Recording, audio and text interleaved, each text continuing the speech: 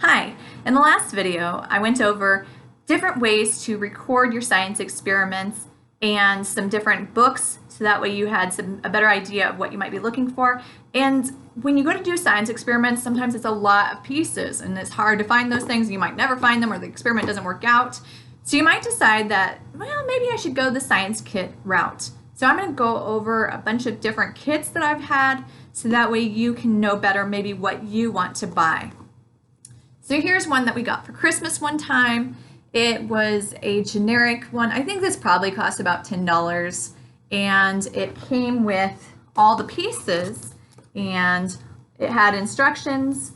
Usually the drawback about these kind that have the instructions and everything, all of these, is that it doesn't really give you a question. It just says, here's how you do this. And so you have to adapt that to, because you don't just want to say, okay, and today we're going to make a fruit battery. You want to say, what happens when we plug stuff into this? Can we make this? Can we plug this in a certain way that it's going to work? So this had a number of experiments like build a fruit battery, a volcano, make rock candy, and fingerprint testing. But the pieces on this were kind of and a lot of these things we've already done before, so this one wasn't very exciting. This would be great for like probably kindergarten age, first grade maybe. So this one is, you know. And then this summer somebody gave us a Kiwi Company one. These ones I think are around $17 a kit, so they're pretty pricey, but like this might be a great gift from your grandparents. And the nice thing about this was my kids could do this completely on their own, but it was only one science experiment. So this one, they built a robot and it like walked, and they thought that was pretty nifty. So it was a nice afternoon, but I wouldn't go this route probably. Here's another one that someone gave me for Christmas, was Discover Space. We actually just did a big space unit. So at first this one seemed really exciting. It's got a nice box if you wanted to, keep these. But so it had all these pieces it was a whole thing that my kids did on their own, but you painted these and then you stuck them all in. And at first the kids were really excited about this. But then after we started studying, they realized, oh, this isn't a good system of the solar, or a good model of the solar system, because it only shows you the order that they're in. And it doesn't even show you like their correct orbits or their relative size or anything, or the relative distance. So this was kind of disappointing in the end. And I think this was made for lower elementary because it had a bunch of sticker things. So there were stickers for a big poster and stickers for a sticker book. And we didn't end up using them because my kids are a little bit older and I wanted to save this for when my youngest one gets old enough for this. But it broke it up into nice sections. And then it also had a main book. The difficult thing about these kinds of things is that it's going to start with the Big Bang. And you don't always want to cover that, especially in elementary school. Like, that's a pretty advanced topic. That's something that I probably just hold off on doing. So, a sticker book is hard to fill out if you don't fill in all the pages. But the rest of it was great. It had great pictures, great information.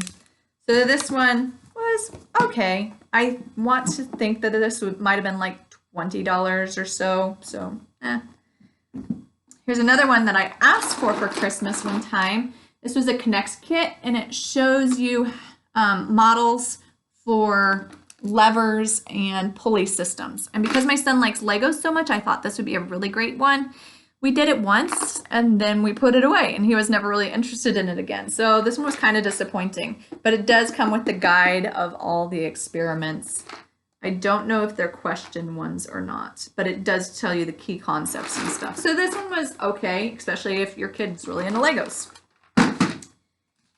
Here's one that I got at the free curriculum room, and I really like this one. It's lights, colors, and optics, and it came with all the pieces that you'd need for the science experiments. But the drawback about this one was that the science experiments were kind of chintzy. Like, they were on level as this one. Like, one of the things in here was make your own kaleidoscope. And the kaleidoscope was pretty disappointing. So it, like if I loved kaleidoscopes when I was a kid, and this one was just like my kids weren't even interested in looking through it. So the science experiments on this one were a little bit low, but you could substitute it in with other better things maybe. So one of my friends had this Smithsonian crystal growing kit, and she'd done this before, but there was still a lot in it that hadn't been done. And so she let me have it. And the instructions on this looks like you're putting together some huge IKEA project. Like, I don't have the time to be reading all this. But it came with all the pieces, and it was a little bit intimidating because there was all these packets of unknown stuff. But they turned out pretty good. I don't know if I would go that route if I was buying one. So here's 3 kits that I really did like. This was the only kit that I've ever bought myself. And we had a mineral section that we were doing. And this one was about $11. And so this was a really good deal because it had all the pieces that you need, a little magnifying glass, the nail, stone, and then you do the experiment testing the hardness of each of the minerals, and they're numbered, and it comes with a chart, so that way if you can't figure it out, it gives you like a cheat sheet. But this was something very specific, so, but that was a great little kit. We'd also gotten the circuit kit one time for Christmas.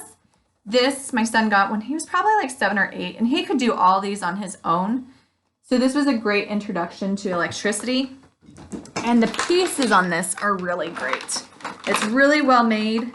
I want to say it's probably like $50 or something, but it came with 101 projects. And the instructions on the, actually 305 projects. I didn't see that. And the instructions on this were really, really clear. So like that. So that he could do this all on his own. But again, it doesn't say, hey, can you make an electric light switch? So I would want to adapt that if I was going to do it for school, probably. But for exploring on his own, this was a great one for him. So when we finally got around to doing electricity for school, I didn't feel very confident about doing it. So I asked my dad, because he used to build houses and he'd done some electrician work. And so that's a great option for school, is sometimes if you don't feel confident, you can find somebody else. You could just have them Zoom in. But he actually came to our house, or we went to his house about once a week. And he bought this kit. I was looking for a science kit about electricity, but this is the one that he bought. And this one is one of the best kits I've ever used. And I think he got it off of Amazon. I don't know how much it cost. I want to say probably $50 or $60, $70. I don't know. But it had a great manual, very clear instructions. Again, though, it's not going to give you questions to solve. So he would modify it. He would say, okay, we're going to build a circuit. And then he would lay out the pieces for them. He'd say, here's this.